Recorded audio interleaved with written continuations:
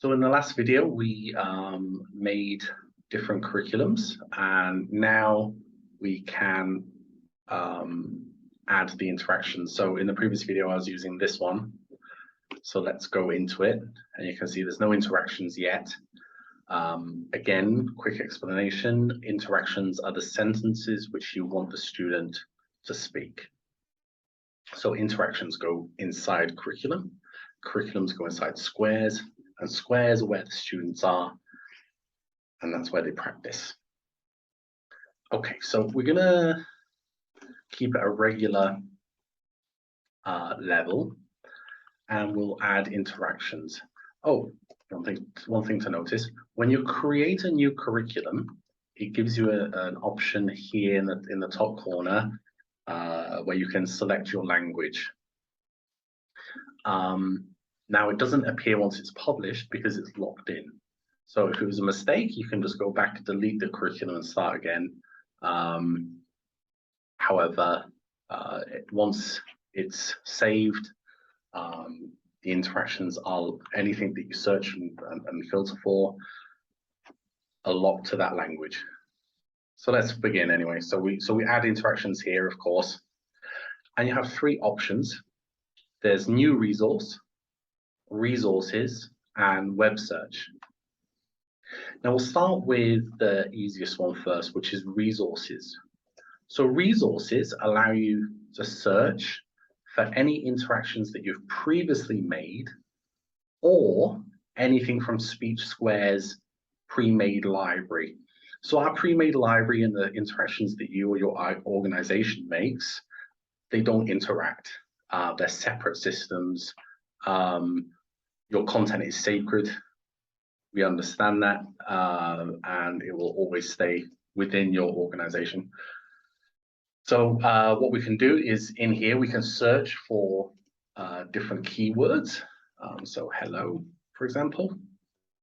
And a lot of these here are from Speechsquare's pre-made library. So we have a whole bunch of sentences that have been sanitized and work well with our AI speech recognition. The sentences get longer the more you go down. And quite simply, you can add quite easily there, can't you? You can add, select the ones you want to add. Now we can also search for different words like fuller sentences. See, so different results there. So what's good about any of the options? So if we go back, in any time that you generate interactions, they'll all pop up here, but you can go into them and edit anything you want. So we can change that to an exclamation mark. We can type in more information that we want. Of course, real words, not just this random stuff I've been entering. Maybe there's something here that you like and you want to add it to a different, or split them up into different sentences. Just press the enter or return key. And it adds it to a new line, so we can add those separately. And as you select, you can select up to 10, and then you can add. So you can see in the background, it's already added them.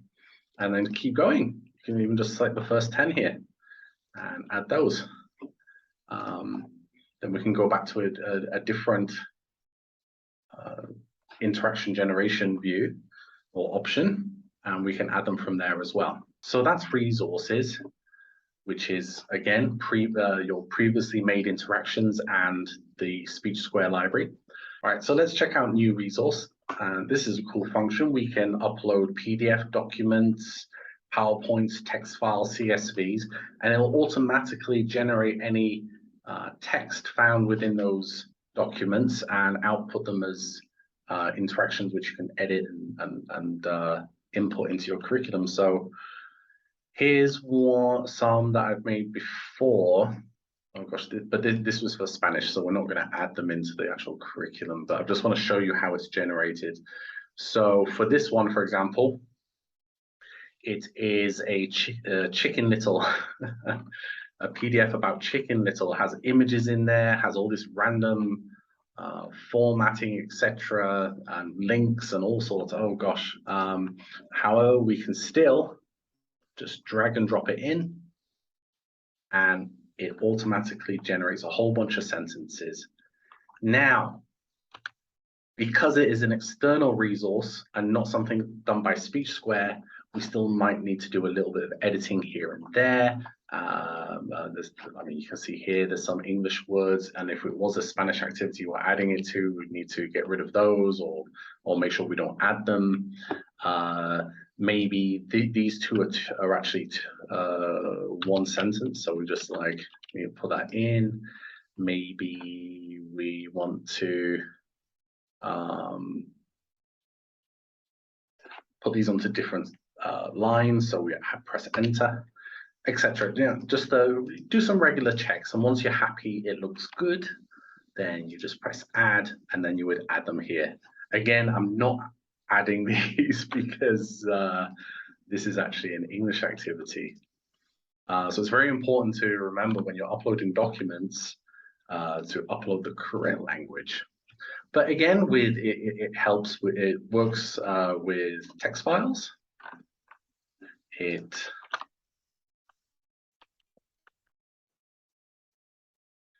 Documents, and we've done text files. Oh, and you saw CSVs with all the other user uploads, etc. Okay, so that's new resource. So very easy to just dump in any curriculum that you have and generate from there. Lastly is web search. Now this is still in beta. It's very much depending on external resources. So it's a bit hit and miss with the results, but please just use it. I think it's great still, especially if you don't have any curriculum of your own, or if you're exploring different ideas. Let's say, for example, you had Singapore. Let's say you had a discussion on Singapore, on the demographics of Singapore, maybe, or Singapore Airlines. Let's just do Singapore. There we go. So we select that, and it automatically searches Wikipedia or other different various articles, which then outputs a whole bunch of text, which is from that page. And you can see, does anything relate to the subject that you would like to teach? Would you like them to say the word Singapore, or Republic of Singapore?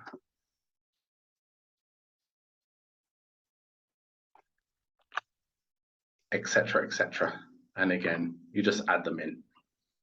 Once you're all done from this screen, just close, and you see everything that we've added is all in here. And you'll notice the hand on the cursor, which means you can reorganize the interactions as you see fit. So let's save that, and we'll add it to a square. And you are correct. Okay. Publish the changes. Let's go to learn, see if it's come out. There we go. You are correct. Hello. Hello. Singapore. Singapore.